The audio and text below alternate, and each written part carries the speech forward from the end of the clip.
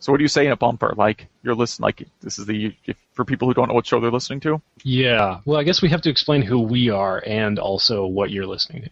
Okay, all right. Do you want to go first? Because I went first last time. Oh, sure. All right. Hey, this is Hugh from the Retro League podcast. And this is Rob. And you're listening to the Atari 7800 Game by Game podcast with the No Swear Gamer. Also known as Phenomenal Phil. There you go. And we can do another if that turned out bad. On today's episode of the Atari 7800 Game by Game podcast, we will be covering the winter-themed games Hat Trick and Winter Games. Because you know when you are snowed in, the best thing you can do is talk about ice and snow. Wow, who comes up with this stuff? I wonder if the Intellivisionaires are looking for another voice. I think my cousin the Odyssey 2 voice works there. I guess I will go ask him.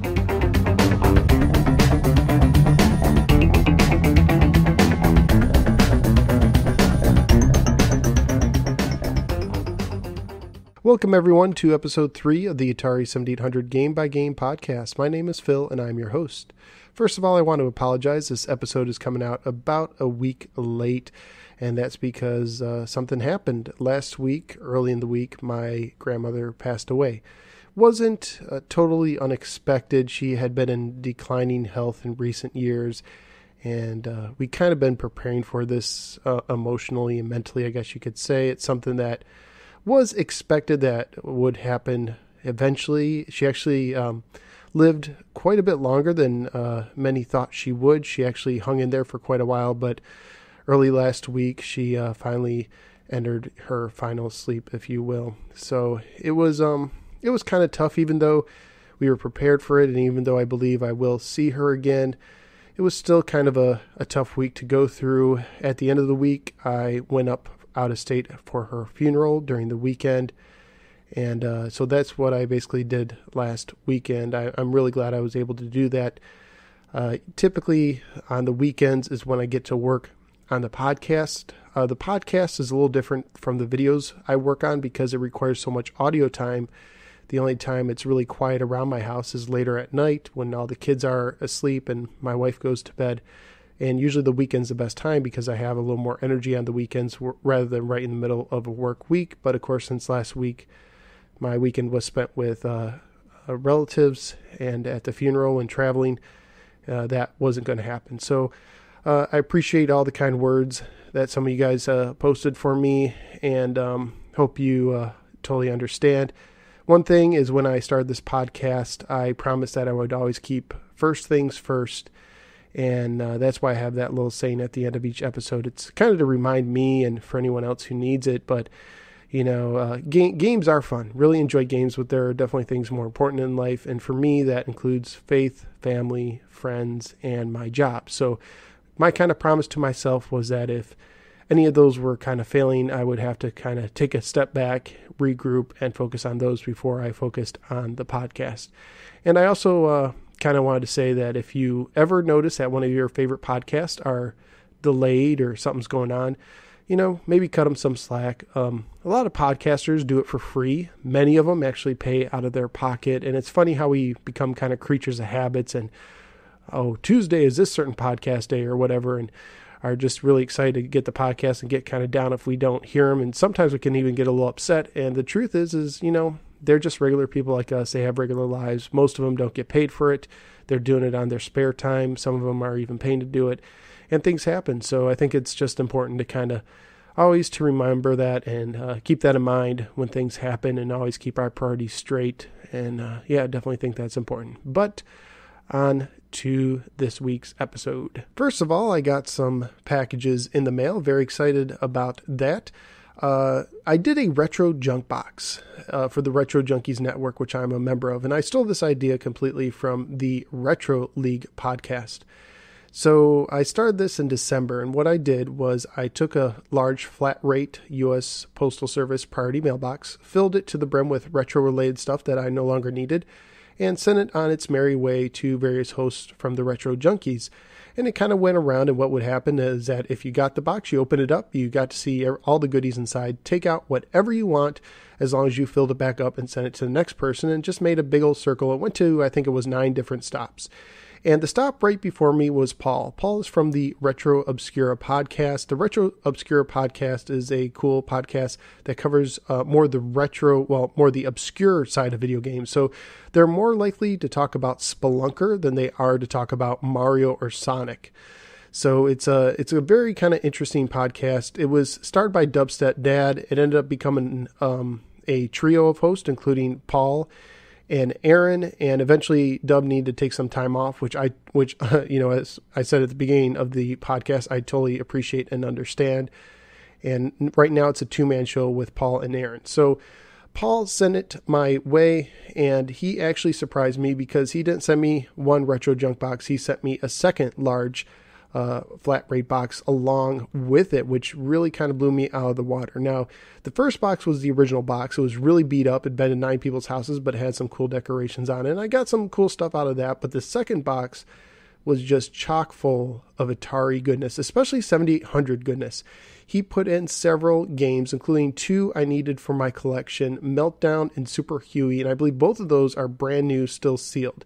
So that was really cool. Now, I'm not a big guy. I don't care if I get sealed games or not.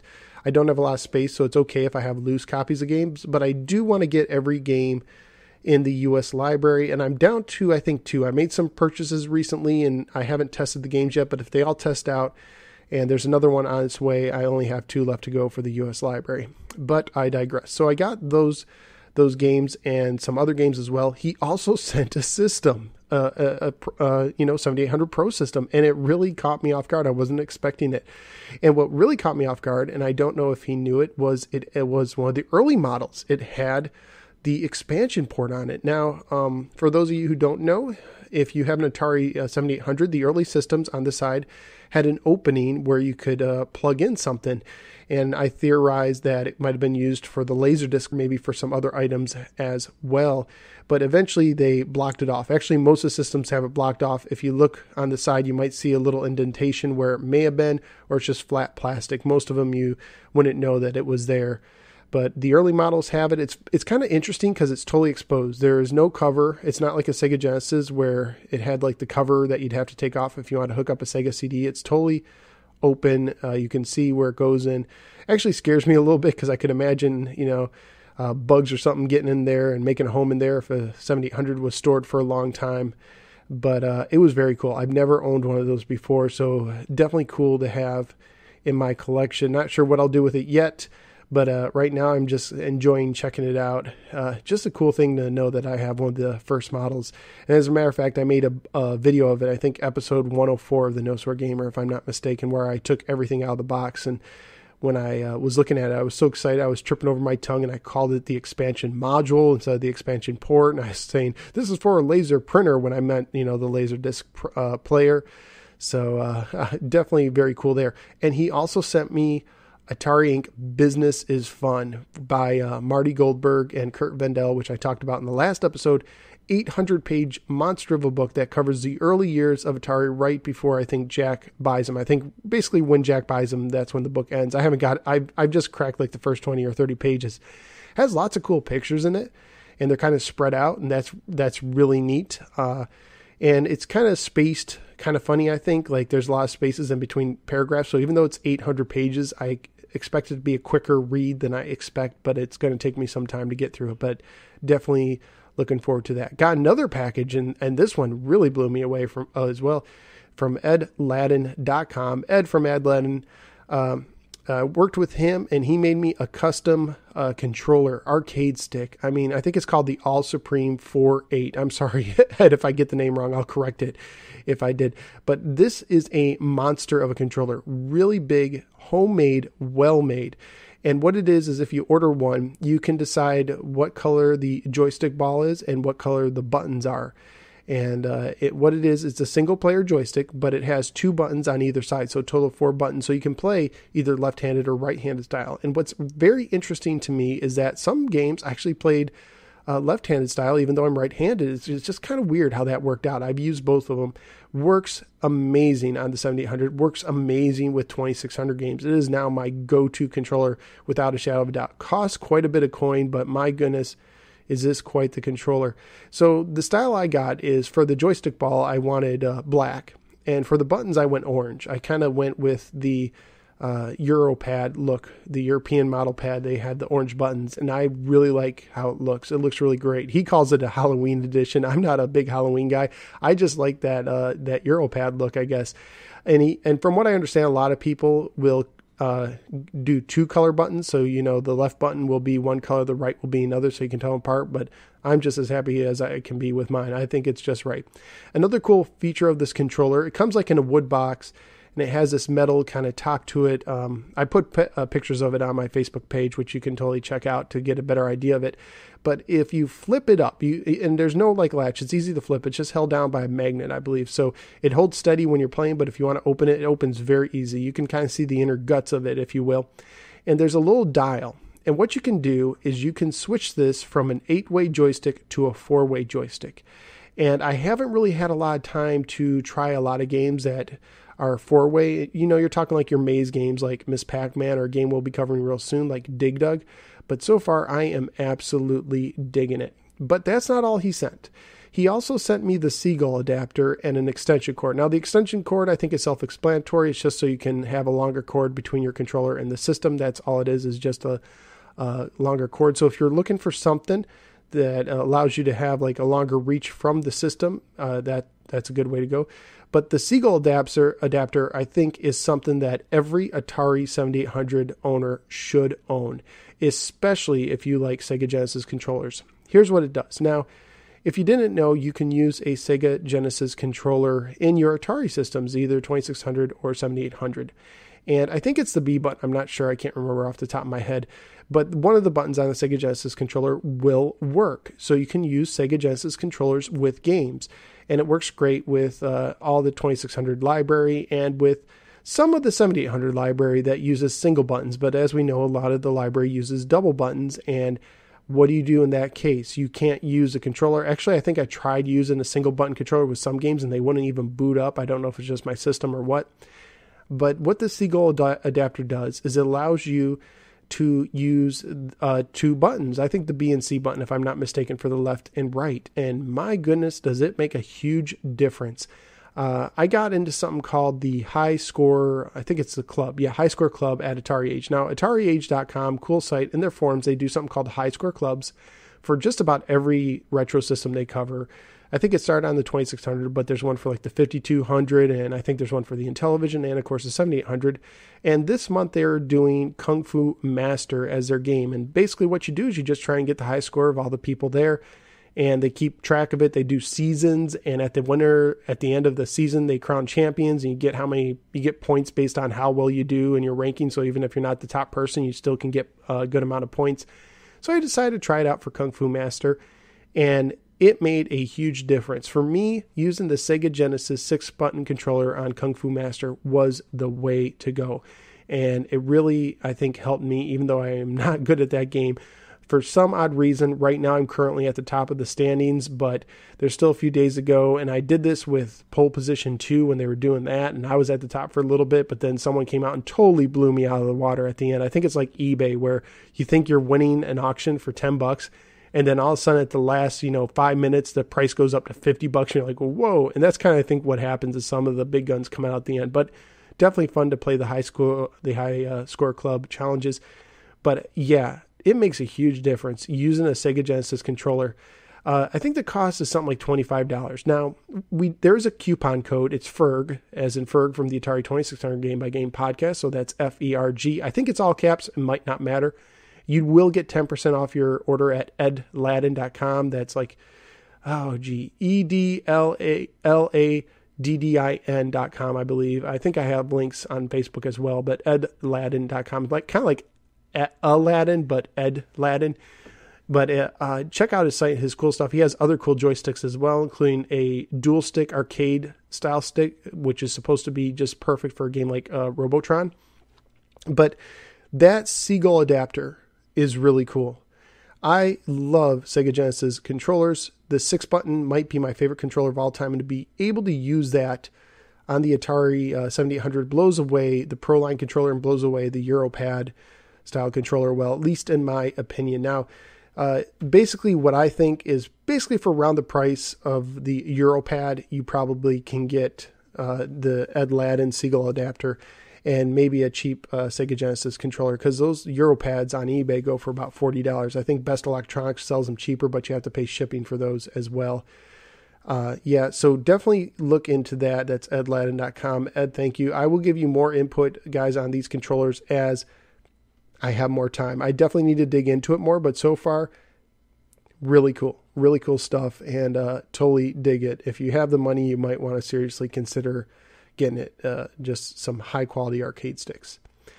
I got some shout outs too that I appreciated. Once again, the Retro Obscura podcast mentioned me, and I totally dig that. By the way, Aaron, who's one of the hosts, I did a bunch of Retro Junkie minis. If you go to iTunes and search for Retro Junkie minis, it's just like short little iTunes podcast episodes that cover various retro topics with all the hosts kind of mismatched together. And I got along with Paul, 1 or 2 evenings over on Skype, and we just talked about things like the Sega CD or the movie The Wizard or the 32X versus the Atari Jaguar, stuff like that.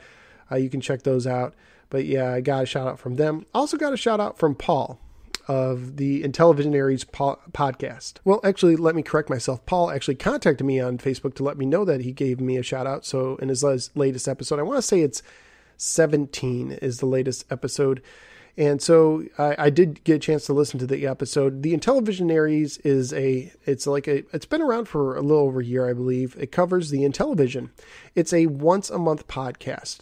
But just because it's once a month doesn't mean it's short. It's actually monster long. The average episode is something like 4 hours, but they go really in depth, and they're just a single game by game podcast, but they do cover news and other retro related topics, but they typically focus on a game and sometimes have like the programmer interviews, and sometimes Keith Robinson shows up, and it's a 3-man podcast. So you got Paul, Rick, and Will, and they do a really good job, especially if you like the Intellivision. And speaking of the Intellivision, reminded me of something I wanted to bring up. The Intellivision actually had a early kind of modem system. Last episode, I believe I brought up how there was a discussion about a modem for the 7800. And actually, early on, the Intellivision, before the discussion probably even happened, I think, maybe it was around the same times, but they kind of had a modem service. They had a cable service, kind of like the Sega channel. If you don't know what that is, Sega Genesis had a Sega channel where you could plug in a cartridge, plug it into a cable line, and you could download games and play demos and exclusive titles. And I guess the Intellivision had something called, I think it was the Play Cable service, where you could plug in your Intellivision to your cable outlet. You had to pay, I think, like a premium price, like if you're going to get like one of the premium channels, but you could actually download certain games onto the cartridge or through the line or whatever. I don't know if you could keep them if it stayed, but you could actually pay and get access to a bunch of games through your cable line. So that's pretty cool that the whole idea of downloading games and modem playing something is probably a lot older than I think most of us realize. All right, so that's enough with the general housekeeping. Let's go on and talk about today's games. Today we're going to do a winter theme since it's winter, and I know a lot of the country has been experiencing a lot of bitter cold and ice. So today we're going to talk about CX7829, which is Hat Trick, and CX31 Winter Games. Now, if you're paying close attention, you might recognize that there is a number missing. That is CX7830. Now, according to my research, and there's not really a lot on this subject, that belonged to a game called Sarge. Now, Sarge was a somewhat obscure arcade game. I believe it was made by Midway, and it's best described as kind of like Atari 2600's combat arcade style. So what it was is I think each player got a tank and a helicopter that they could take turns operating. They faced another person with a tank and a helicopter, or maybe multiple tanks and helicopters, which is why it reminds me of Combat. It was a single screen game, and on the arcade, it was a dual stick game. So you would use your 2 joysticks to control the vehicles, I believe, maybe some similar to tank controls, right? And there was some fire buttons on the joysticks. So the joysticks weren't used to fire, just to control your vehicle. So I guess for turning and whatnot, which makes sense for a tank. Looking at it, I don't know if the Atari 7800 is really missing out on much. I mean, everyone I think who had a 2600 played Combat, of course. It was a pack-in forever. And I don't know if the 7800 really needed that as a over-the-shelf game. You know, maybe as a pack-in, that would have been humorous. But yeah, it was supposed to be a little obscure game called Sarge. So there we go there. Let's go on to the games.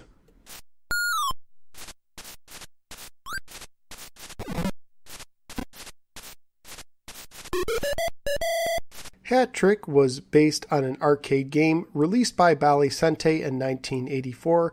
It is a 2-on-2 hockey game for 1 or 2 players, where one player controls both the goalie and his offensive player. You have full control of the offensive player. You can move him up, down, left, right, and there's a single button that shoots the puck when you have it. The goalie, however, is confined to the goal and can only move up and down in sort of an invisible rectangle right in front of the goal. Bally Sente began as, I don't know if you pronounce it Vidya or Vidya, in 1982 by several ex-Atari employees, which seems to be, kind of the standard fare for a lot of these third-party companies. And they included Roger Hector, Howard Delman, and Ed Rotberg. They tried to enter the home and arcade market, but this happened right before the crash, and none of their early games made it to market. They were purchased in January of 1983 for $2.2 million by Nolan Bushnell, the co-founder of Atari and the current CEO of Pizza Time at the time. He actually bought it under the Pizza Time company. Now, it's kind of interesting here that you have these guys who used to work for Atari, may not have been happy there, so they make their own company, and they end up getting bought out by the boss of the original Atari. I don't know if they had a problem with Nolan before. He may have left before their time. I'm not sure, but it's kind of interesting how that worked out. Now, Bushnell had an agreement with Warner, who bought out Atari from him, that he would stay out of the arcade biz for a certain amount of time, and I'm guessing it's most likely 5 years because that would have made sense at this time.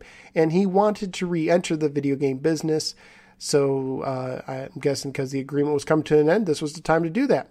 Sente Technologies officially launched on October 1st, 1983, probably when the agreement was voided.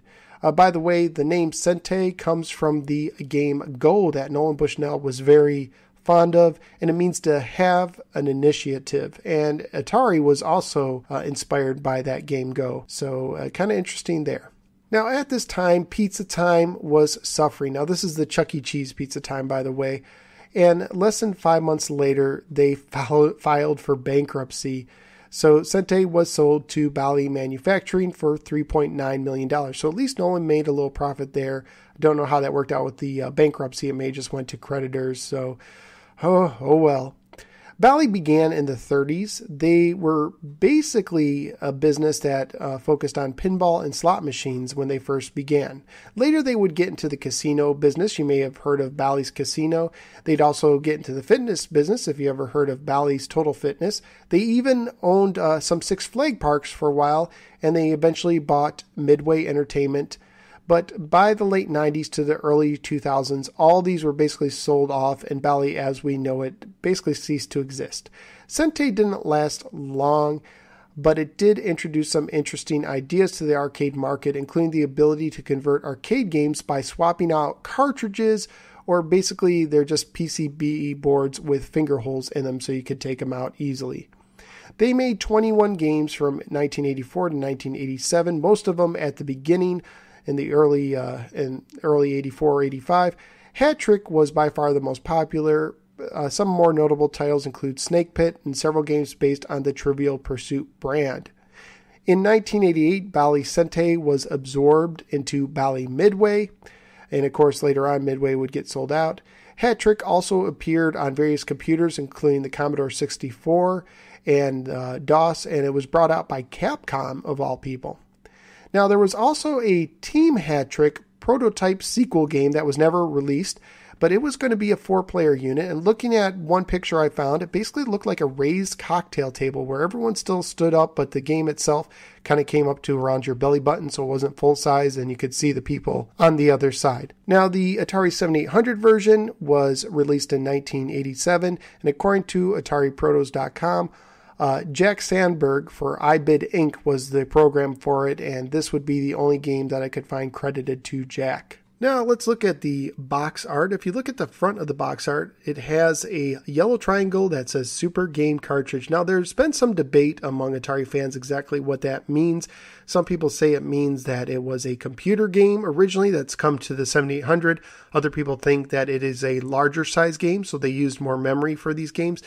And according to the back of the system box I owned, all that Super Game cartridges are games that weren't previously offered on a home system. So yeah, they may have been on computer systems or they may have been in the arcades, but they're basically for the first time they're appearing on the home market as far as consoles go, not computers.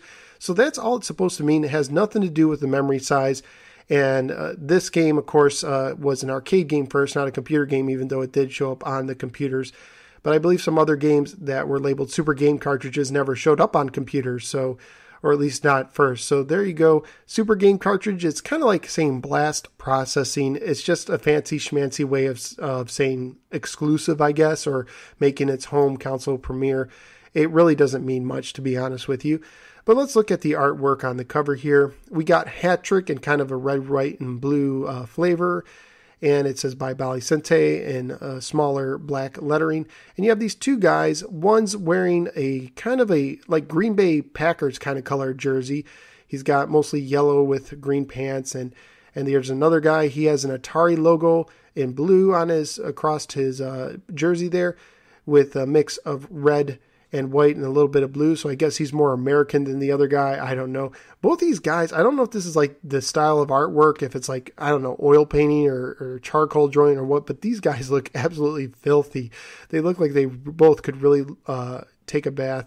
I mean, they actually look like they just came out of the coal mines, to be honest with you. But yeah, they're kind of looking at each other, not even paying attention to the puck. Both of them have their stick in their hands kind of up. Get the sticks on the ice, guys. So yeah, nothing much. I mean, you could tell it's a hockey game. Let's go ahead and look at the back. On the back, it says sizzling hockey action on cool ice. Gives you two smaller screenshots. One of them features a game in progress where the blue team is losing 1-2 to the computer team. And on the second screenshot, it shows the Zamboni going around cleaning the ice. So there isn't really much to look at the game, so I guess it makes sense to put the Zamboni thing, but you really don't control that. That's a shame. You should be able to control it. Okay, according to the back of the box, it says the crack of the blades, the crash of the helmets, and the duel of sticks. It's just you and your opponent in a ferocious 2-minute battle across the rink. The action begins at the sound of the bell. You shoot to center ice, take the puck across the blue line, and then weave and rush to outrace your challenger to the goal. He grabs the elusive puck, and then it's up to you to hook it back. Sticks fly. Really, they fly. He takes a shot off the boards. The puck is yours again. Time is running out. You attempt the most powerful scorer in the game. Swing your stick back and slap shot. It's all the same shot. The goalie slips and looks in astonishment as the puck zips past him.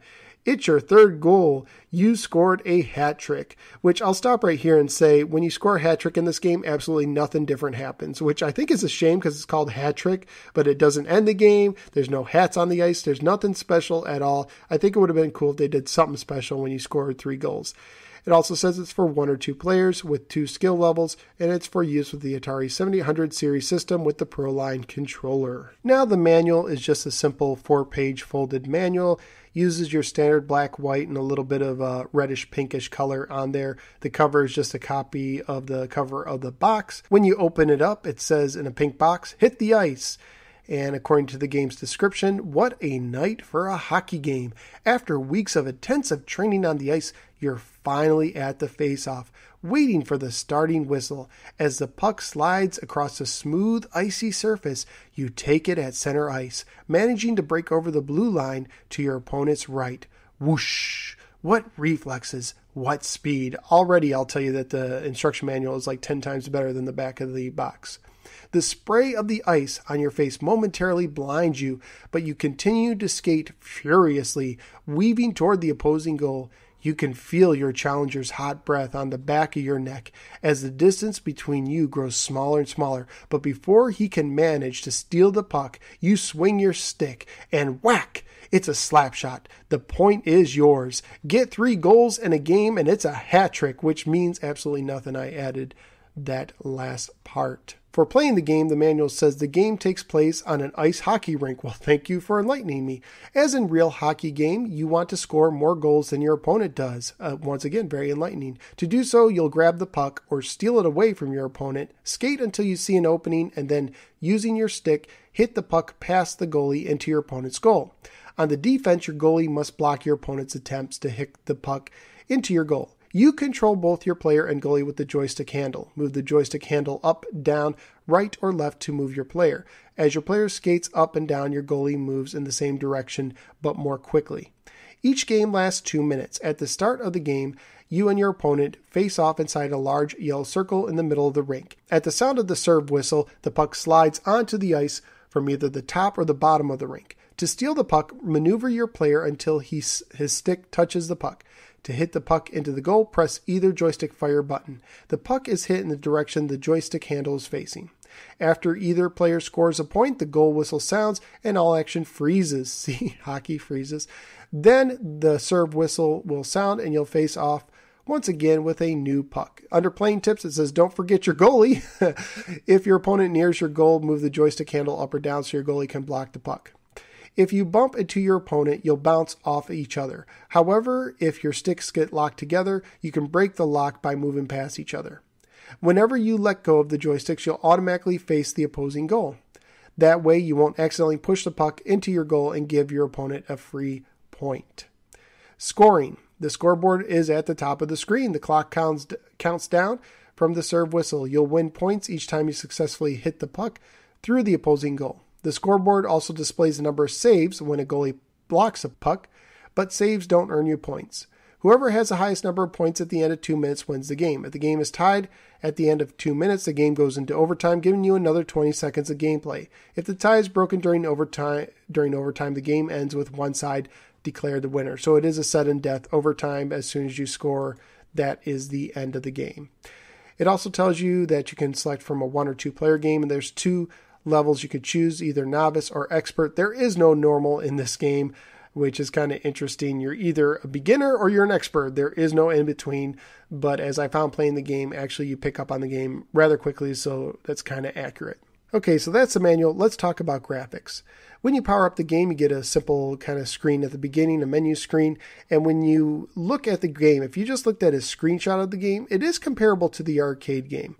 Now, I did play the arcade game once. It was at a local Pizza Hut. I don't know how many of you ever had Pizza Huts by you that had arcade games, but my local Pizza Hut would have anywhere from 1 to 4, and it seemed to rotate. So like every other month, there'd be a different selection and different styles of game there. And one time there was a hat-trick game, and I do remember seeing it. So if you looked at the screenshot from it, it does look kind of comparable, but then as soon as you begin playing the game, it totally changes because the animation in this game I thought was very choppy when you're moving your players around the ice. Another interesting thing is that at the 1 minute mark, the ice will change color and it gets a little darker it gets a little brighter. It starts out darker and gets brighter.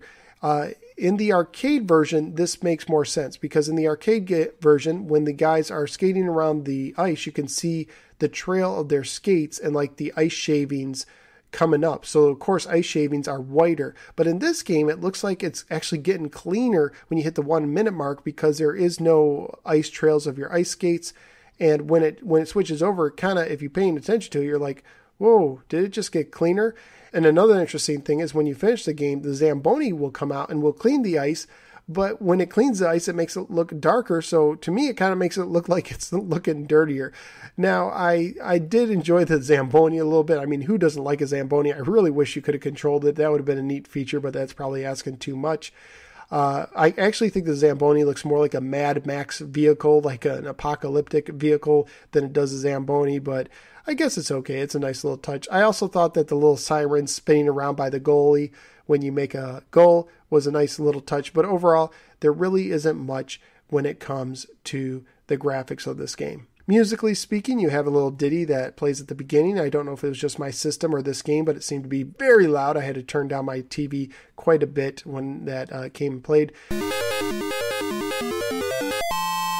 And then you just have your basic kind of bell and whistle kind of sounds going on. Nothing impressive during the game.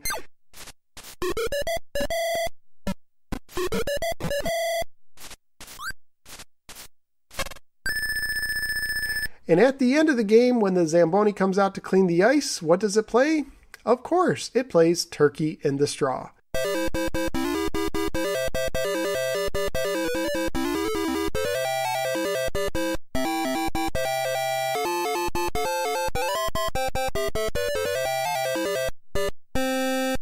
Which makes no sense to me. I've been to some hockey games before. I don't ever remember Turkey in the Straw being played. Other favorites I remember being played, but not Turkey in the Straw. Now, rarity-wise, this is a common game according to the two main sites. Both Atari Age and Digital Press give it a 1 out of 10, 1 being the most common of the games. On eBay, a loose copy to get it shipped to you will be about $4 or $5, so that's about as cheap as it gets. I didn't see any really complete copies being sold, but new copies went for $8. I think there might have been a couple complete copies that sold for about the same price. So again, one of these cases where the newer completes basically about the same price. Now over at Atari Age, they give you different rating reviews from different sites. There was a total of 3 of them for a 67% average. The high was 72% and the low was 58%. So not very impressive as far as the ratings go there. Now, did I have this game growing up? I did not. I bought this game in a lot probably within the last year, and that was the first time I played it was just a few months ago when I was doing it for my No Swear Gamer show. It's one of the few Atari 7800 games I had a chance to review before I started the podcast up. So yeah, I didn't have this growing up. I was interested in it. I enjoyed the arcade game, but no, didn't have this one growing up. Okay, high score club-wise, over at Atari Age, I found a thread that gives you all the high scores for all the games that they ever did it. And they're both owned by the same person. There's 2 of them, one for the novice level, one for the expert. And it's just to see how many goals you can score. And the guy's name, I think, is Liduario. It's Liduario, so it's like Mario and Lidu put together. I don't know if I'm saying that right. But on the novice level, he got 28 goals. On the expert level, he got 13. I was able to get 10 goals on the novice level, and I was happy about that. There is a pattern depending where the puck kind of hits. If it comes from the bottom, I was able to get a goal almost every time. If it came from the top, it was harder for me to grab. I think if I had enough practice, I could kind of get the rhythm of it and definitely increase my score. I don't know if I could get 28 goals. That sounds like almost like a perfect game to me because it probably takes about 3 seconds to get a goal. But yeah, that's impressive there. I will say this, on the novice level, it was really easy for me to score goals once I got a hang of it. There was many times actually on the novice level where if you let the other player, the computer player, shoot at your goalie, if you block it and it kind of ricochets off the boards, oftentimes it'll go right into the computer's goal. His goalie sometimes will even get out of the way to allow it in. It's really weird. It's poor programming. But this game, after a while, I was able to beat it even on the expert level fairly easily once you get a hang of it, despite kind of the controls being somewhat awful. So there you go. That's Hat Trick. Let's go on to our next game, which is Winter Games.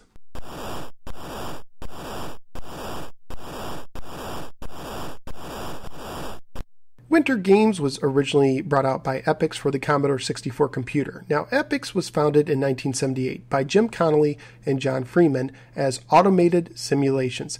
They decided to get into the computer game business after they were using a Commodore PET computer for bookkeeping for some D&D games they played, and Connolly also wanted to make the games so he could write off his Commodore computer on his taxes. Their first game was called Starfleet Orion. And since it used a version of BASIC, it was ported to other non-Commodore computers as well. Their first big hit was called Temple of Apshai, and it came out in 1979. Since it was more action-oriented than a simulation, they decided to come up with the Epyx brand name for their action games that they came out for Automated Simulations.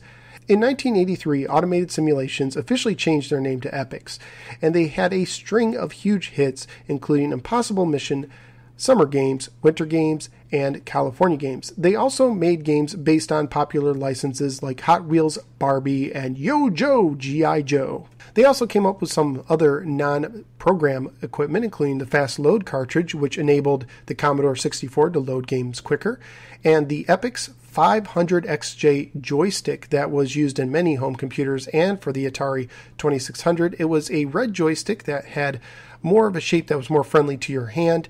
It was very red and black in color, and it made a lot of clicking sounds. I think I actually had one of these when I had a Sega Genesis. I think I used it for some Sega Master System games, maybe for some Atari games as well on the 7800, but I remember it clicked a lot. So judging what I know from Willie from the ColecoVisions podcast, that means it may have had micro switches. However, as the 80s came to a close, Epyx faced some challenges. First of all, they got into a lawsuit with Data East regarding their game called World Karate Championship.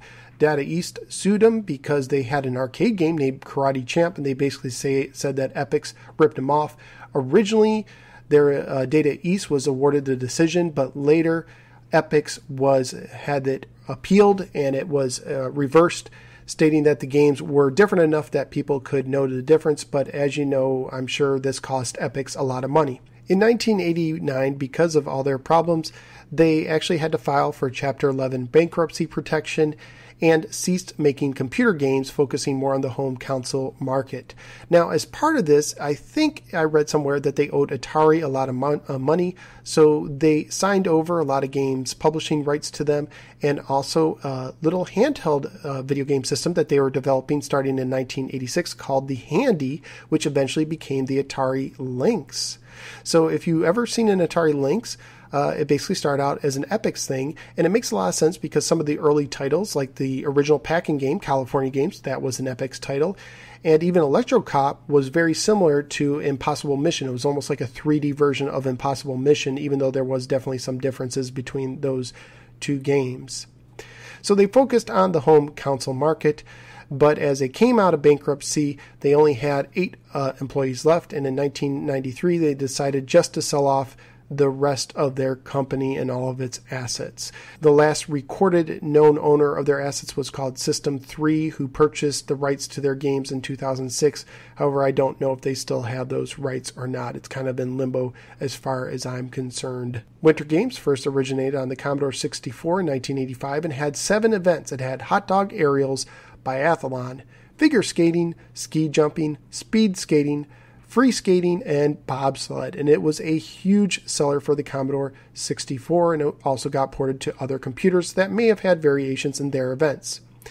It was also ported to the Atari 2600. Now, on the box it says 1985, but the cartridge says 1987, which I'm guessing that's when it really came out. I'm guessing the 85 was just referencing when the property began. And it actually had 7 events as well. However, the figure skating events were replaced with slalom and luge. Is it slalom? I always mispronounce that, but it's a skiing event. It kind of reminds me a lot of the Activision skiing game. And luge was basically an overhead version of bobsled. Their bobsled looked a lot different than other versions. Now, the Nintendo Entertainment System also had it come out in 1987, and it had 4 events, including hot dog aerials, figure skating, speed skating, and bobsled. It was released in North America only, according to what I can understand. So if you're across the pond and you saw this game out there, let me know. But according to what I understand, it's only a North American game in 1987. So let's talk about the box art. I really dig the Epix style of box arts. They had like these silhouettes in neon colors. Usually they had like a face or some sort of person in the middle with details, like you could see their eyes and nose and whatnot, with just the details colored in with like a neon pencil, and the background being black, so you couldn't see the color of their hair or eyes or skin or anything like that, just the black background. But I thought it was really effective. And then they'd usually have these silhouettes all around them where you couldn't see anything but the silhouette. And Winter Games is no different. You have this kind of, it looks like a skier. I'm guessing he has some ski goggles above his eyes, and he's wearing what appears to be a medal that's like a snowflake medal, representing winning, I guess, a medal in a winter game. And he's happy, of course, and he looks pretty kind of yellowish oranges as far as his outlines is concerned. Now, you have several blue silhouettes. You have a ski jumper. You have the biathlon guy. You have a couple guys on the bobsled getting ready to hop in. And then you have a figure skater, which is interesting because the 7800 version of the game does not have figure skating. It has speed skating. And what is also interesting is that the 2600 version of this game actually has very similar box art, except it replaced the silhouette of the figure skater with a speed skater. So I'm not quite sure why they didn't change it for this game. I think the Nintendo version was pretty much the same as the 7800 version, but I'm not 100% sure on that one. But nonetheless, I dig this style of artwork. Oh, and it also says Super Game Cartridge in the top right corner. And as I discussed before, Super Game cartridges meant that it was like the first time on a home console. And I don't know if this came out before the Nintendo or the 2600. It may have came out at the same time. And so I guess you could kind of technically say it was still the first time that it appeared on a home console, but not entirely sure if it was the first or not. Maybe it was planned to be and wasn't, or maybe it did beat them, maybe even by a week, and haha, we're the first. I'm not quite sure on that one. On the back, it says go for the gold, and it features 2 screenshots. One shot shows you like the beginning of the ski jump event, and the other shows you a guy going downhill on skis. It looks like it could be the same event, but it's the biathlon. But both screenshots look really sharp and are very reminiscent of computer game screenshots. It says you're in the Winter Olympics, which is interesting they say that because I don't think they had the Olympic license, so I'm kind of curious how they got away with that one. Competing against other world-class athletes for international recognition and top gold medal honors. It's an incredible setting, featuring action-packed events in a winter wonderland. Compete against friends or the computer. Choose the country you want to represent. Practice. Train. Learn a winning strategy for each event. After the opening ceremony, the competition begins. Will you be the one who takes the gold at the award ceremony? Well, if you're the only player, you will be. It's all here. The strategy, the challenge, the competition, the pageantry of Winter Games.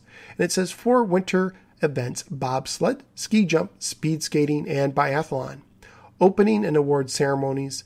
Compete against friends or the computer. Unique joystick control requires timing and skill. 1 to 8 players.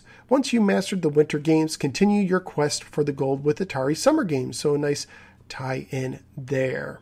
Now, at this time, as with most games, the cartridge was the silver cartridge with the full color label, and the manual used the black, white, and red kind of ink colors. It is a stapled manual this time, and it is 8 pages long. The first page is just basically another version of the color, and it says Super Game in the corner. This time, instead of a yellow triangle, you have the red. Inside, it says Moment of Truth. You're an athlete at the 1988 Winter Games at Calgary, Alberta, Canada. You're about to move across snow and ice with as much speed, strength, endurance, and grace as you can muster in the blustery cold. This is a winter portion of the world's foremost amateur sports competition. You'll match your skills against top athletes. Be proud. Today you stand among the elite few. Courage and stamina will be tested by these Winter Games. Listen, a fanfare trumpet sounds as thousands of white doves are released, symbolically to fly to the countries of the world with a message of peace. I didn't know that. And the news that the Winter Games have begun. This is it, your chance for the gold. So do they release the doves at the Winter Games? Because isn't it kind of cold for them? Objectives.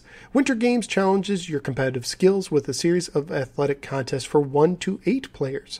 You can compete in 4 challenging winter events: biathlon, cross-country skiing, and rifle shooting, speed skating, ski jump, and bobsled. Practice each event first to hone your skills, then choose from 18 countries you can represent in the competition and go for the gold.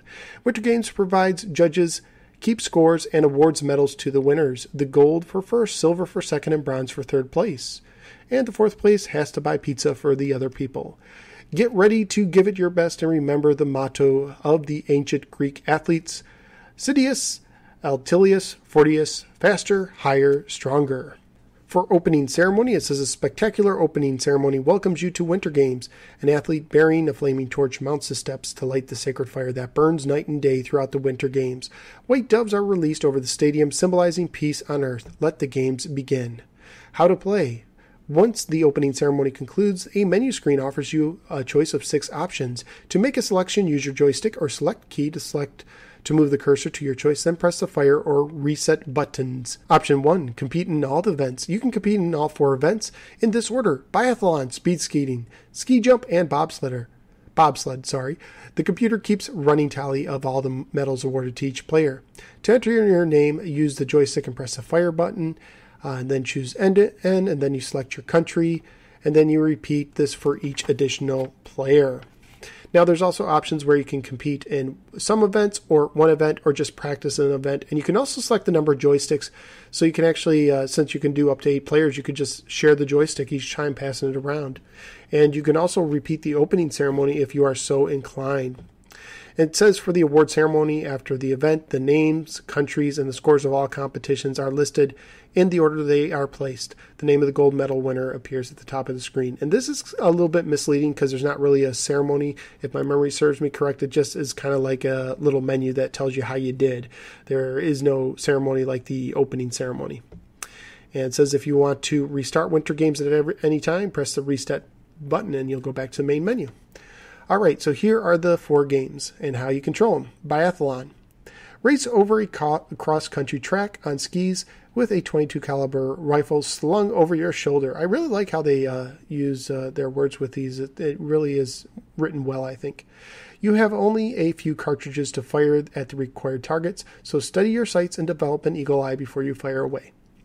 Move your joystick left and right to move your skier's legs in a steady rhythmic kicks and glides. So you have to get a rhythm. It's not just by going left and right as fast as you can. There's actually a rhythm you have to gain with this.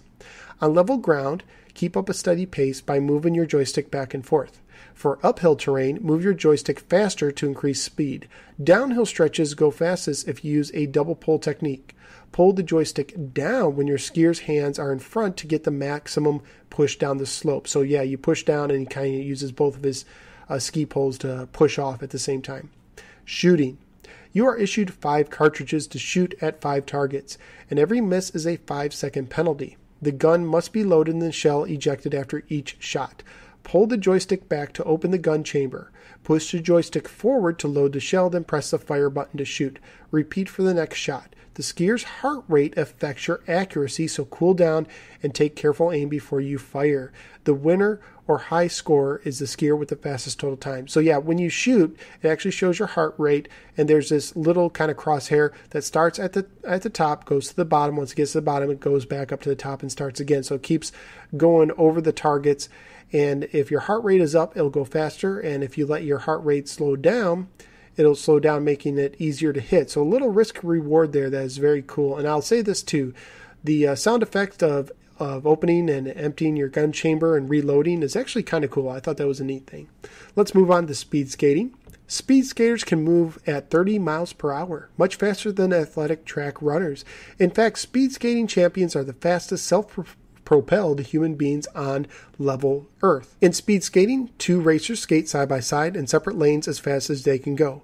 When you press your button, appears at the bottom of the screen. The player whose name appears must press the joystick fire button, thus begins the countdown. When the countdown reaches goal, begin skiing by moving the joystick to the left or right to move your skater's leg. This trick to make the skater's leg move back and forth as in real skating. Continue skating by moving the joystick back and forth in rhythmic strokes to move your racer's legs.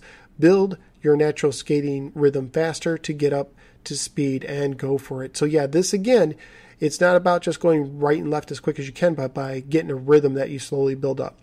The skater with the fastest time wins the race. When the race is over, press the fire button to begin the next event.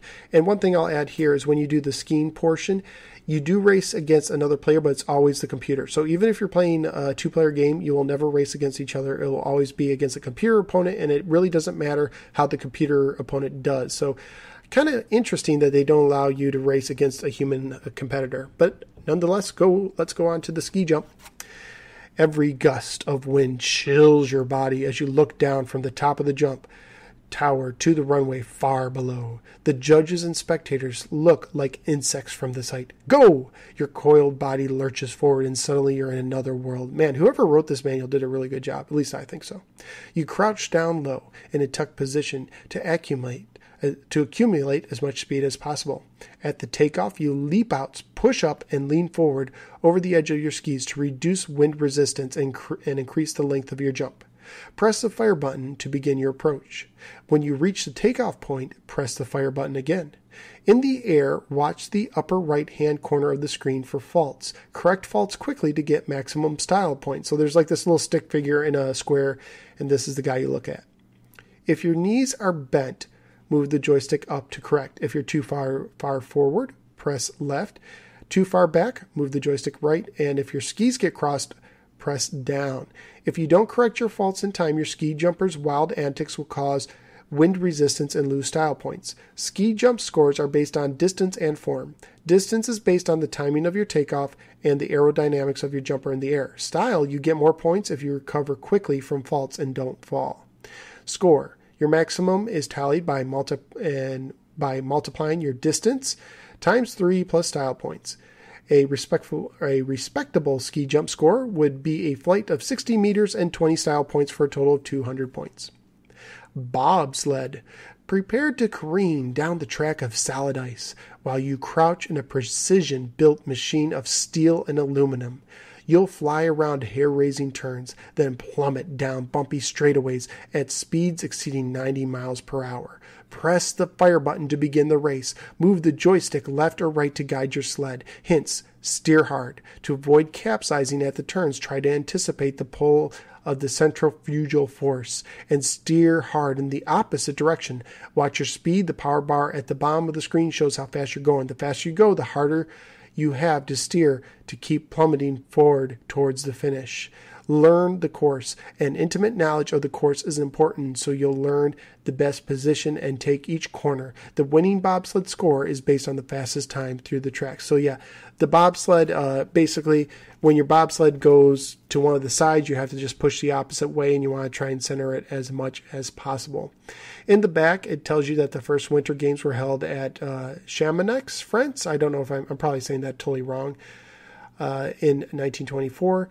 When they were accepted as a celebration comparable to the Summer Games and given the official blessing of the International Olympic Committee. Since then, the Winter Games have been held at the following locations, and then it gives you all the places it was held from 1924 to 1988, which is very cool.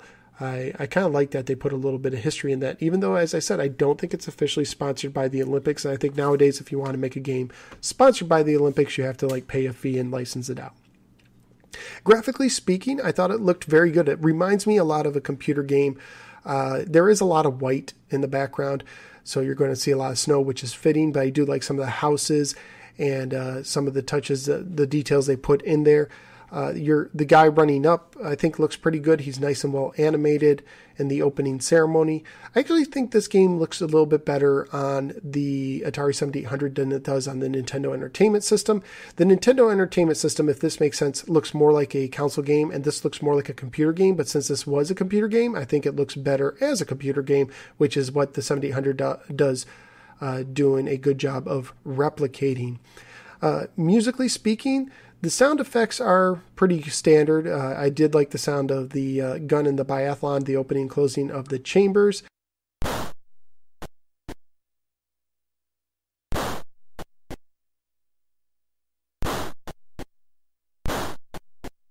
And at the beginning of the game, it does play a ditty. I think it might be based on the one that John Williams wrote for the Olympics, but it does play a little song that is very Olympic-like.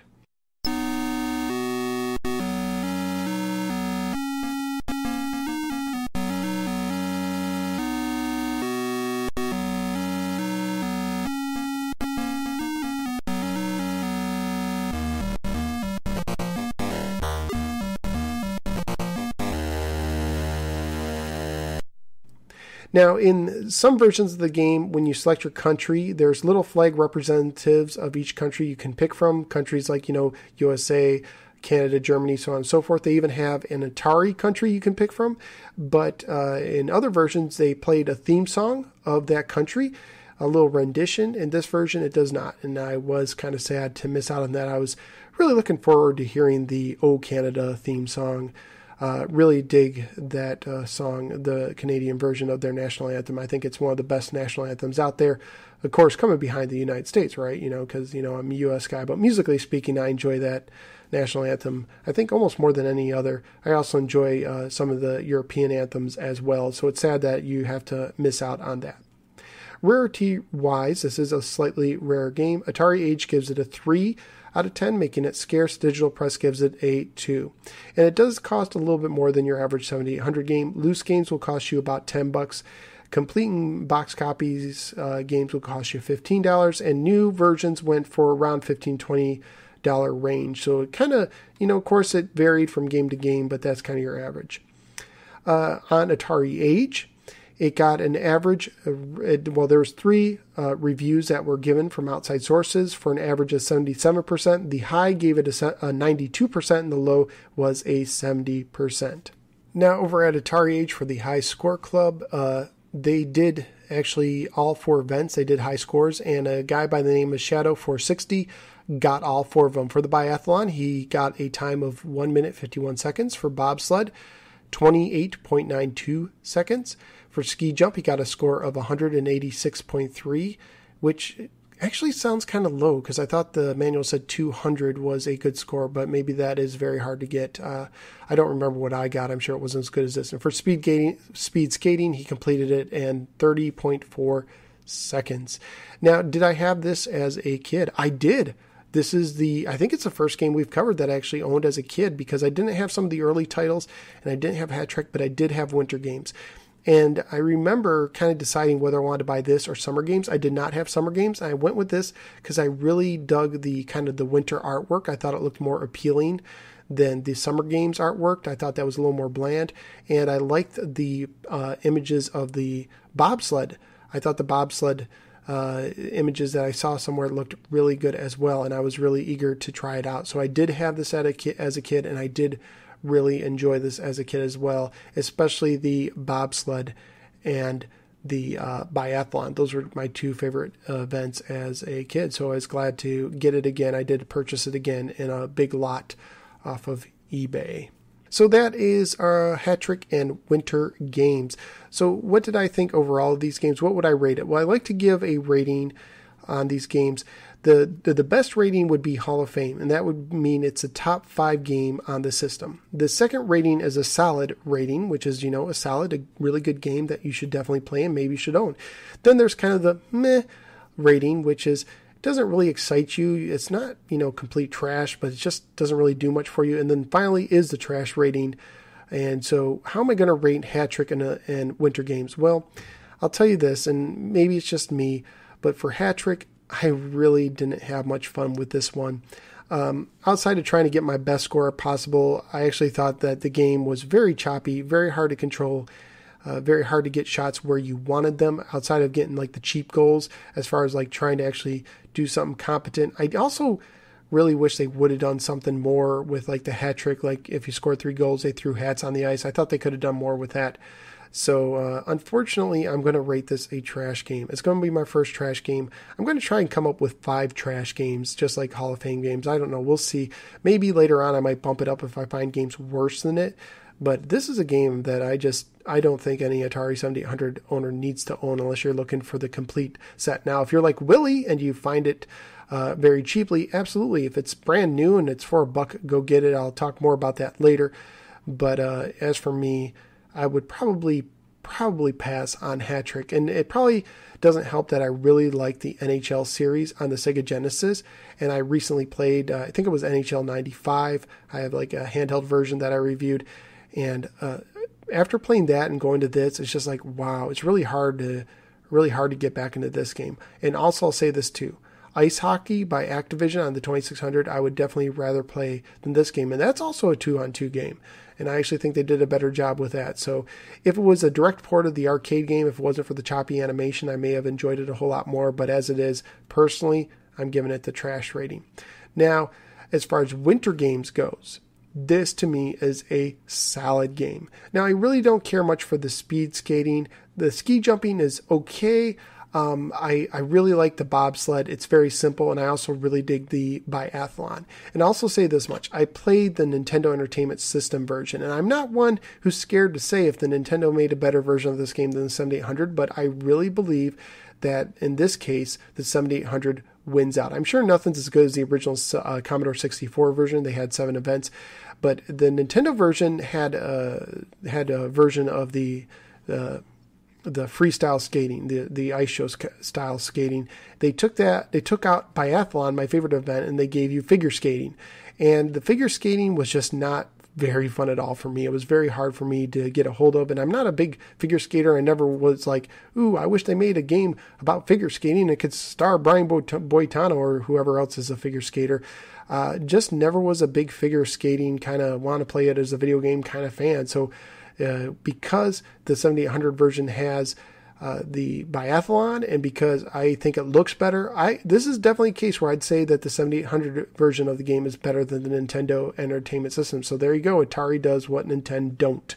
So definitely would rate this a solid game. Now it's time for listener feedback. This is the part of the show where the listeners come to the rescue. Thank you. Okay, starting off with Facebook feedback, I got a little message from Dan who says that if anyone's within range of Davis, California, you should show up to the Atari Party 2015 on May 2nd.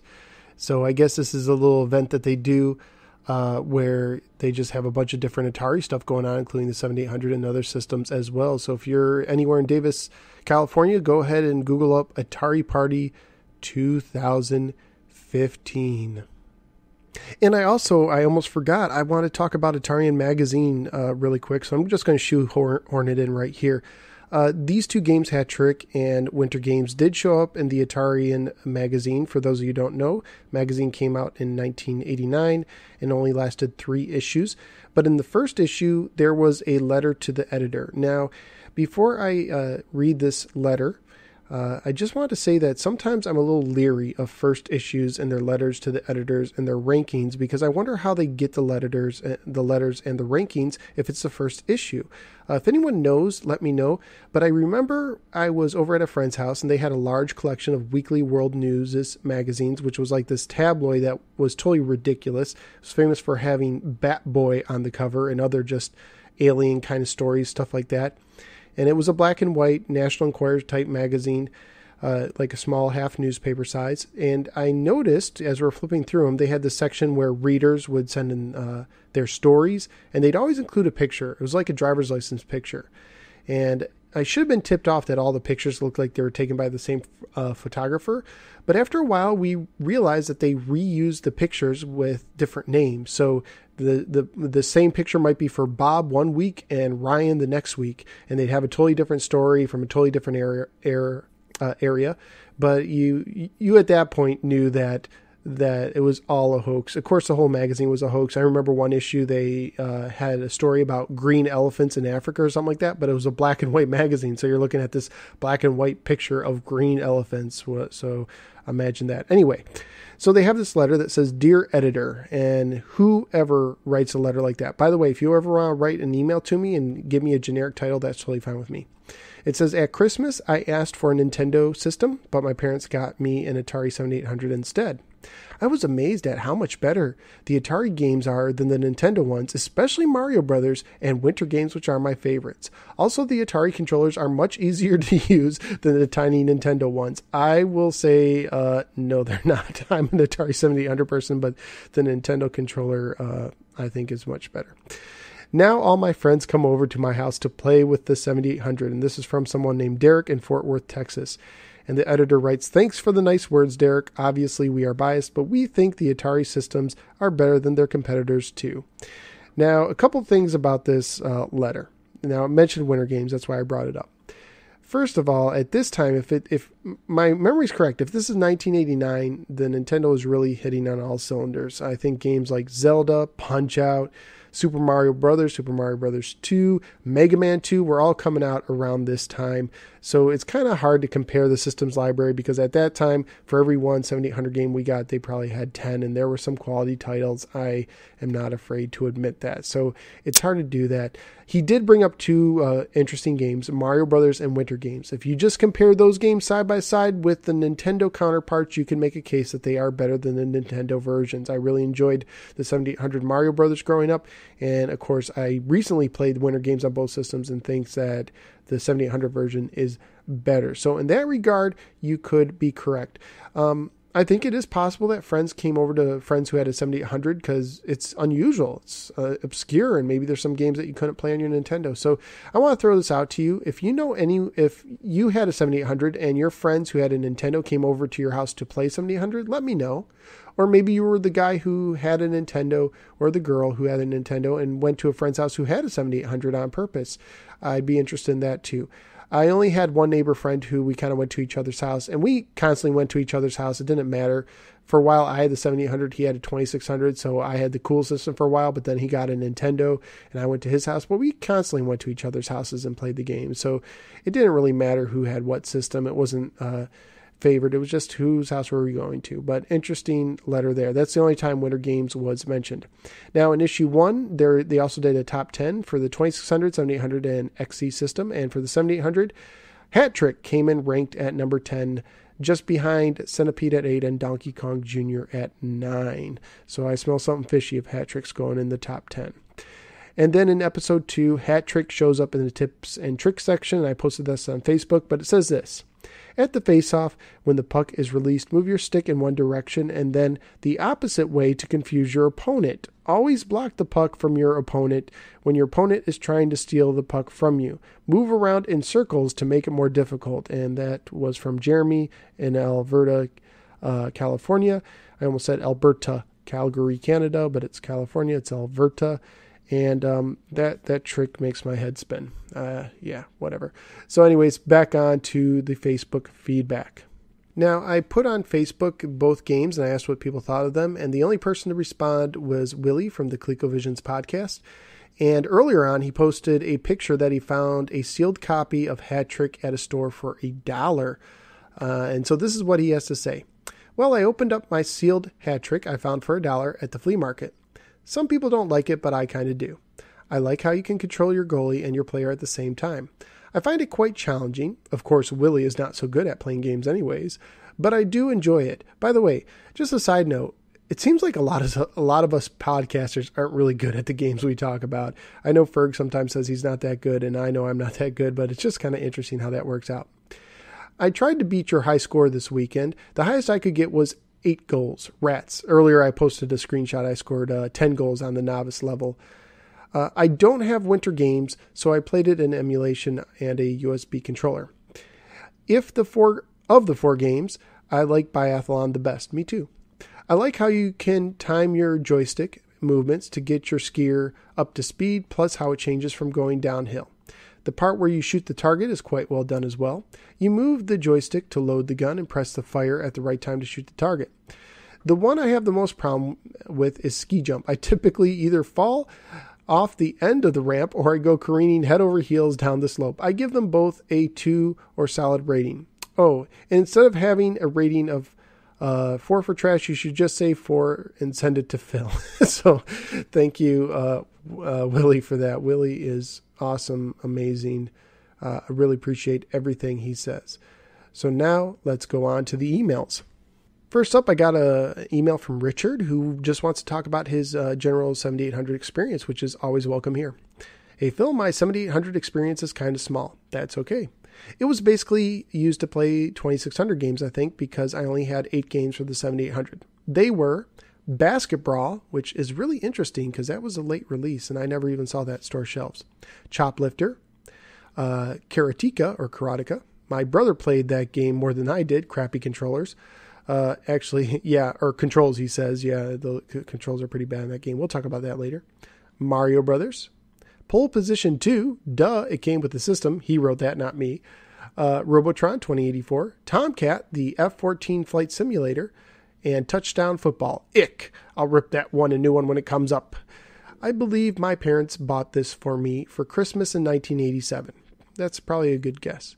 My family was living in Arizona at an Army base.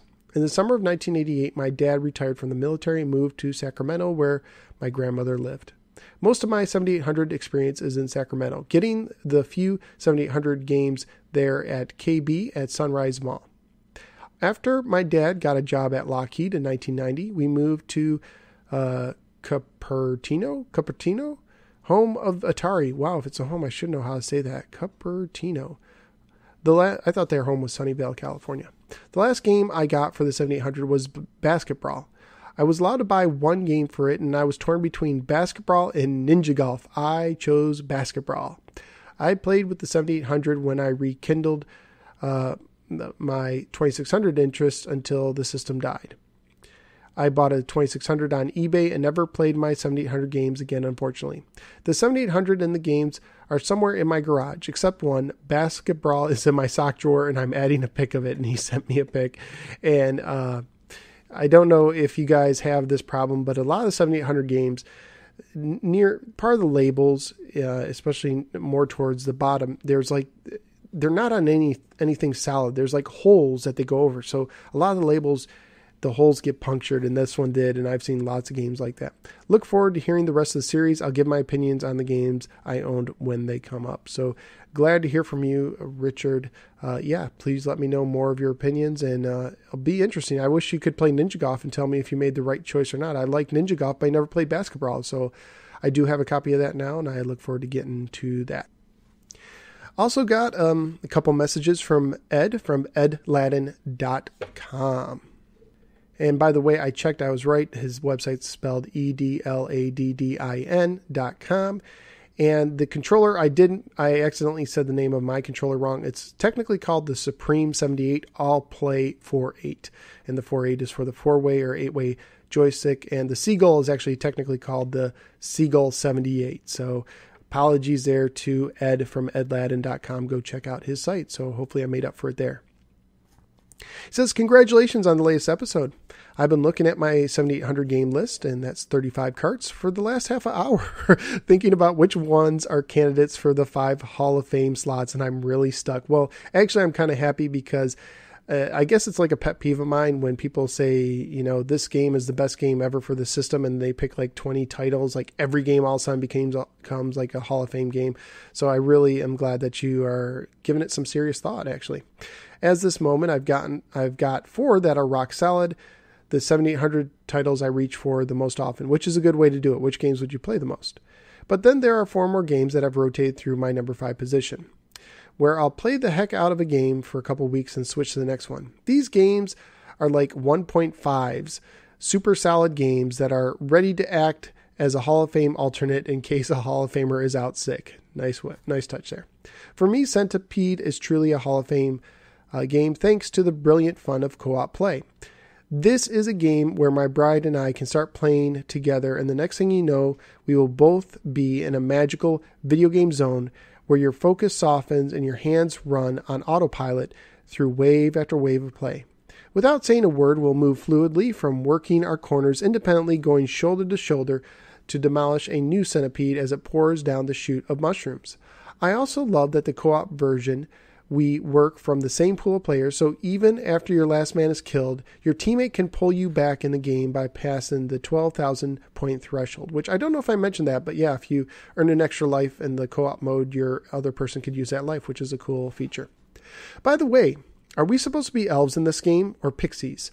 The manual talks about winning more wands, but the artwork shows a wand welded by a little dude with pointy ears. Maybe we are miniature Vulcans.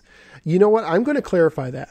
And it's funny you should bring that up because I've been working on reviews of both the asteroids for the 2600 and 7800 for the No Swear Gamer YouTube show. And next up after that's going to be the centipedes, 2600 and 7800. The 2600 manual says that you are an elf named Oliver and you live in a colony of good elves and you have a mushroom garden and it's being attacked by, all these pests, the centipede, the spider, so on and so forth. The 7800 manual leaves it kind of like hazy. It just says that you wake up in a forest, in a mushroom forest, and you find a wand and you shoot it. So yes, I think you still are an elf because the artwork on both of them are basically the same picture except from different points of view. So, and technically you are Oliver. I don't know who your wife would be. I guess she'd be Oliverette. So I don't know, make up your own names. But yeah, technically I think you are supposed to be elves, but I don't know if the original arcade game had any story to it. Okay, going on with his email.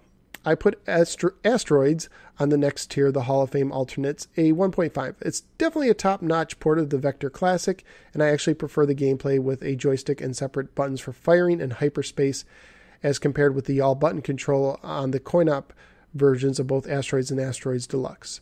As you noted, in the show, plugging in a single-button 2600 controller delivers hyperspace to the down movement on the stick, just like a 2600 port of the game. Unfortunately, thanks to all the rotation in the gameplay. For me, that control format guarantees some unintended trips to hyperspace right at the peak of excitement and frustration that contributed to my never being a huge fan of the 2600 version. What's more, keeping hyperspace on button 2 also means that down gives you deceleration or braking on the joystick. I don't know if I knew that at the time, which makes for far more nimble flying as compared to having to rotate the ship 180 degrees and thrust back in the direction you are moving. See, I'm more one of those guys that when I play Asteroids, I stick in one spot and I don't really try and thrust because I have a hard time once I use the thruster, so that's interesting. I was interested to notice that if you start a game of 7800 Asteroids with your 2600 controller, you have to reset the console to get to recognize the second button when you plug in a 2-button 7800 controller. Yep. As you noted in the show, the game will continue to serve up one-button play if you switch controllers without turning the console off and back on. All right, this week I'm going to get some play in on the winter game so I can be ahead of your show. Lisa and I spent the evening playing Hat-Trick together a while back and thought it was a lot of fun, but I have not played against the computer nor wandered back to the title. Yeah, that might be one of the reasons why I don't like it, because I just played against the computer. My wife's not into games, so that's really cool that your wife can play games with you. My wife will only play, like Wheel of Fortune on the Wii and stuff like that. But a lot of the games I play come from a single player point of view, not a two-person point of view. And a lot of games are better when they're multiplayer. Likewise, Winter Game is a title that I got in last summer's round of collecting, but aside from verifying that it worked properly, I've never played through all the events, so I'm looking forward to that.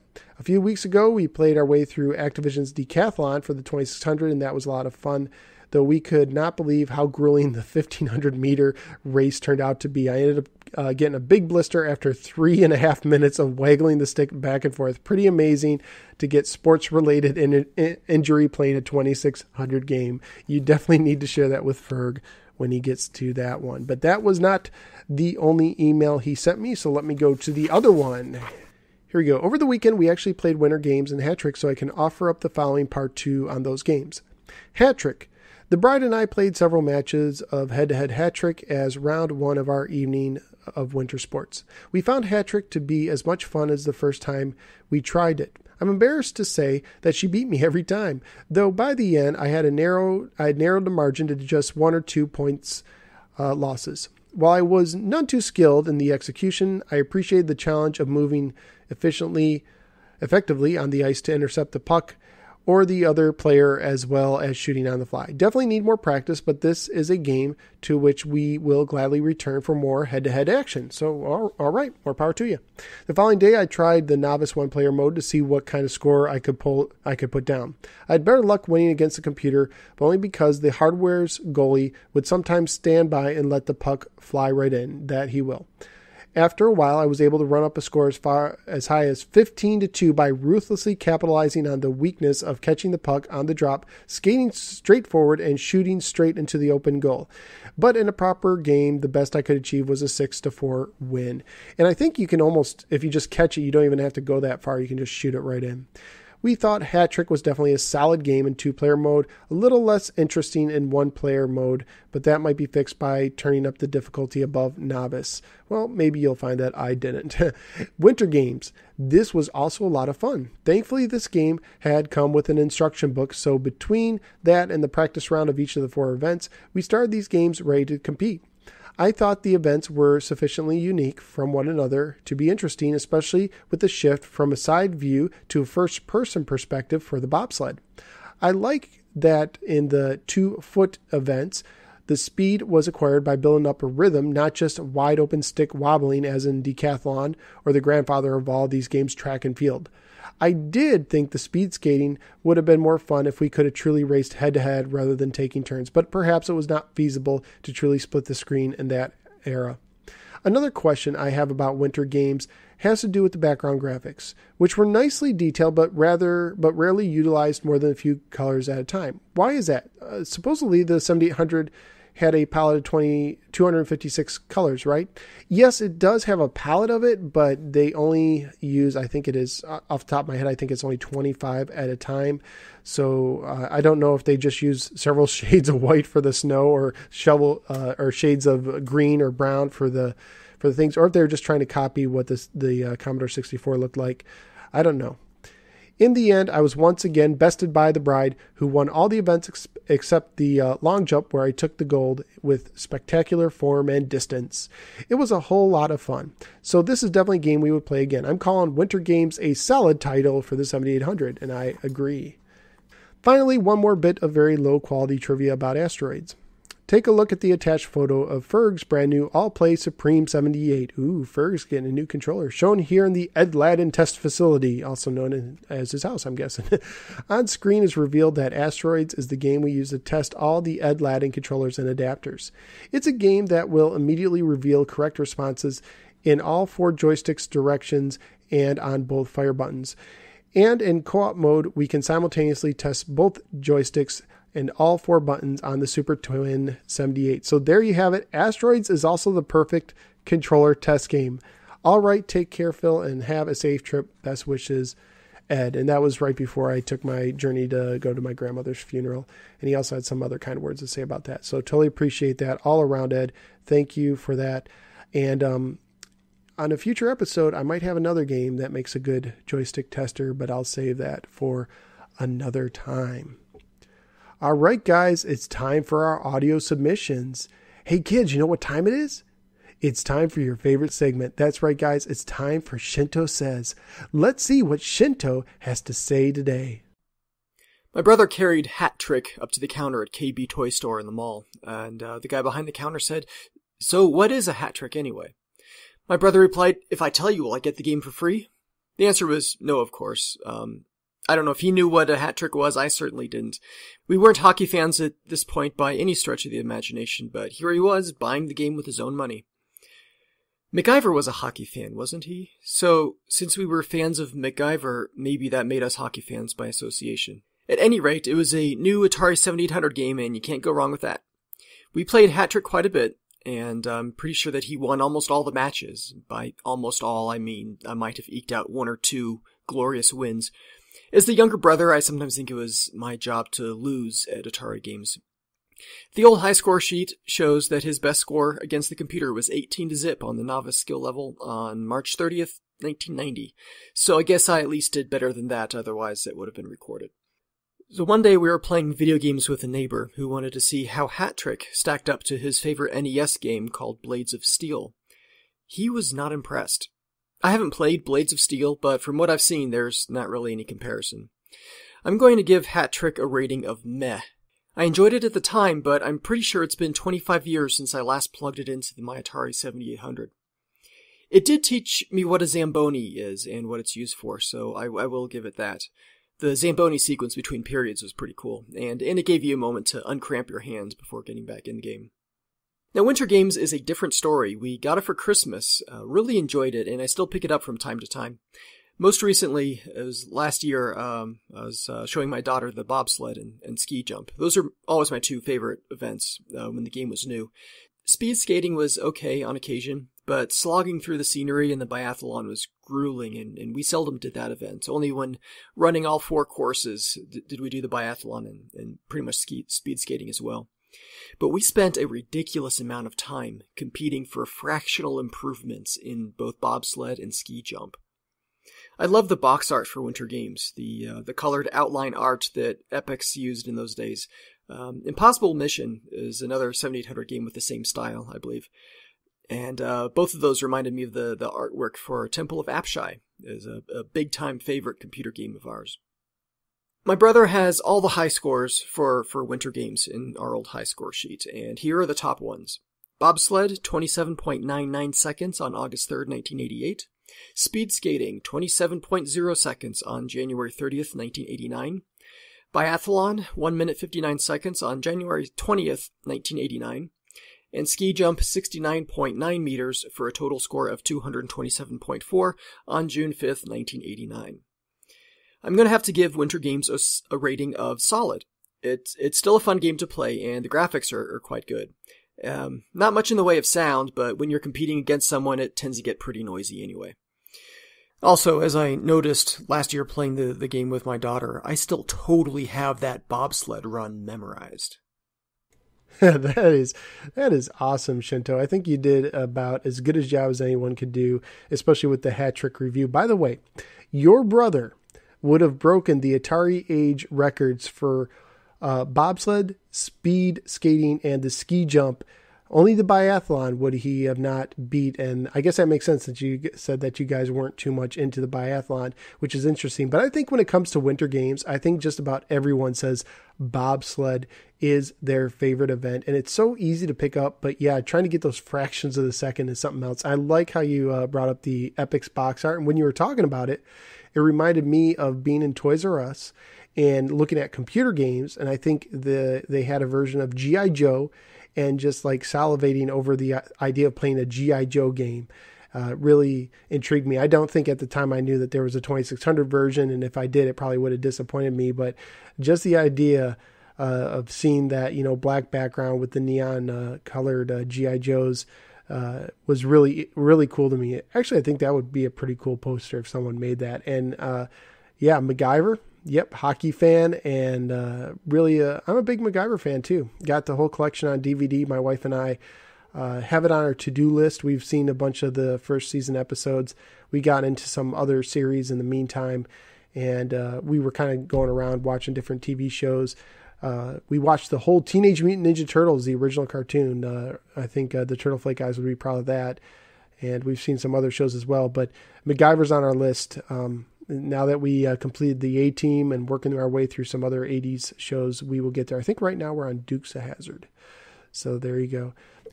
Hey, guess what? This just in, we just got a very late submission from our old buddy Ferg over the Atari 2600 Game by Game podcast. So let's see what Ferg has to say via email through this edition of the Ferg Files. He says, "Hi, Phil," and I say, "Hi, Ferg. I was hoping to send you an audio submission about these two, but I just couldn't muster up the enthusiasm to do so. I'm not a sports guy in real life or in video games. I played some disorganized sports when I was a teenager, and I always pictured myself then as being on an adult softball team at the age I am now. That did not work out. In both real life and video games, I like baseball and the more sedentary sports like bowling and golf, but sport games anywhere past the 8-bit era are problematic for me. There's just too much going on in those games that I can't keep track of. Having said that, you would think I might enjoy this week's games. But no, I did not. I'm sorry, Ferg. I think I may be one of the 10 adult males in the U.S. who does not like ice hockey. Actually, there's a lot more people who don't like ice hockey. I think it's more of a northern sport. If you're in the north, you tend to like it more. Or if you're in a good hockey town, Tampa Bay, which is close to me, is turning into be a pretty good hockey town. No one really talked about hockey much when I was in school, even after the Miracle on Ice in 1980. There are probably many ice hockey video games that went under my radar, and Hat Trick is one of them. I talked about Activision's ice hockey on my show, so that's what I can compare Hat Trick to. Ice hockey is slow. You would think that being a souped-up 7800 that Hat Trick would be faster. It is not. See what I did there? I read that slow. Plus, there's only one player on the screen for each team, with some sort of robot goalie thing. I didn't think about that. Maybe he is a robot.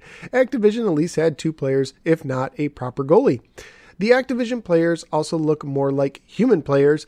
The camera view on both games is much different, so that may be a factor in that. The Zamboni is a nice touch, I totally agree, but is also slow and wears out its welcome very quickly, yes. And if you enjoy Zambonis, you should check out my YouTube review of Hat Trick I put up quite a few months ago. I think it's like in the 70s or something, but I digress. They should have jettisoned that and sped up the game and added more players. I don't think they would have had to get rid of it. I think they just need some more programming. Hat Trick is too short and seems very sluggish for a 7800 game, I agree. I am of course biased, but I do recommend you play Activision's Ice Hockey for the 2600 instead. Now remember kids, this is the guy who hosts the Atari 2600 Game by Game podcast, and in this case I totally agree with him. I am not an Olympic fan either. The only time I remember watching the Olympics with any fervor was when I was 14 and had a giant crush on Mary Lou Retton. Oh my. Winter Games looks great on the 7800. The backgrounds are gorgeous and the animations are very well done. I agree. I will leave it at this. My favorite part of winter games is when the doves are flying. I am greatly looking forward to next week's games, one of which is, in my opinion, is the crown jewel of the 7800. Thank you for what you do, Phil, and my heartfelt condolences go out to you and your family on the loss of your grandmother. And thank you for that. Greatly appreciated. So there you go. That should just about wrap up today's episode. Not as much feedback this week, but I kind of expected it because these games were a little bit more of the obscure titles. But I think next week we're going to get a whole lot more. At least I'm guessing, because next week we're going to talk about Dig Dug and Food Fight, which I think a lot of 7800 owners owned and played. I think it was two of the more popular titles. Following week we will cover Galaga and Joust. After that, we will do Kung Fu Master and Title Match Pro Wrestling. Those are absolute titles. And then after that will come up Miss Pac-Man and the Pac-In Pole Position 2. So you can send your feedback for those games, any games I've already covered, or just your general 7800 memories, either audio, MP3, or text. Just type it out in an email and send it my way. You could send snail mail if I gave you my address. I'm not going to, but that would be kind of fun. Maybe one day I will. I don't know. But for now, we'll just leave it at that. So thank you guys for giving me a little part of your day. Don't forget you can send that to Atari7800podcast at AOL.com. Atari7800podcast at AOL.com. I would totally appreciate if I got more emails about 7800 that I did spams about how they can improve my computer speed. So there you go. That is episode 3 now in the books. Remember, guys, games are fun, but always keep first things first. Grandma, I love you. I hope to see you again. Take care, everyone.